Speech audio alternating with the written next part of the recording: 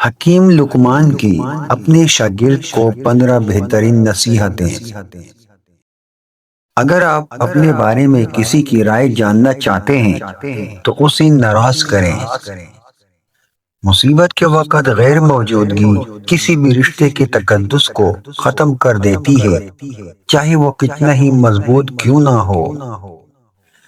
کسی محفل میں بیٹھو تو اپنی زبان کو قابو میں رکھنا۔ عقل مند کو اپنے گھر میں بچے کی طرح اور اپنی قوم میں مرد کی طرح رہنا چاہیے۔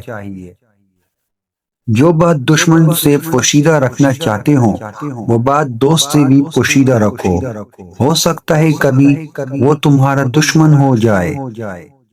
یہاں تک ہو سکے لوگوں سے دور رہنا تاکہ تیرا دل سلامت اور نفس پاکیزہ رہے۔ نافہم عورتوں پر کبھی بھروسہ مت کرو۔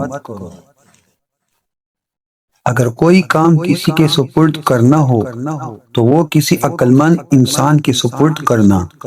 اگر عقل مند میسر نہ ہو تو اسے خود سر انجام دو۔ بے وقوفوں سے دوستی مت کرو کیونکہ یہ مشکل وقت میں تیری مشکلات میں اضافہ کر دیں گے۔ میں نے لوہا اور پتھر سب اٹھائے لیکن قرض سے زیادہ بوجھل چیز کوئی نہیں اٹھائی، اس لیے اپنی زندگی میں جتنا ہو سکے قرض سے بچنا۔ میں نے عقل بے وقوفوں سے سیکھی ہے، جن کاموں سے وہ نقصان اٹھاتے تھے ان سے پرہیز کرتا تھا۔ غصے کی حالت میں ہمیشہ سچ بولا جاتا ہے۔ آپ کو آپ سے بہتر کوئی نہیں سمجھ سکتا، لیکن کوئی اس کی کوشش کرتا ہے تو یقیناً وہ آپ سے محبت کرتا ہے۔ عبادت کے وقت اپنے دل کو قابو میں رکھنا۔ جب دسترخوان پر بیٹھو تو اپنے پیٹ کو قابو میں رکھنا۔ کسی کے گھر جاؤ تو اپنی آنکھوں کو قابو میں رکھنا۔ حکیم لقمان سے پوچھا گیا سب سے بڑا عالم کون ہے؟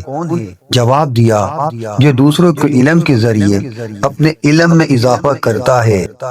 اکثر لوگوں کے جب مقصد ختم ہو جاتے ہیں تو ان کا ضمیر جاگ جاتا ہے، جب تک مفاد رہتا ہے ضمیر بھی سویا رہتا ہے۔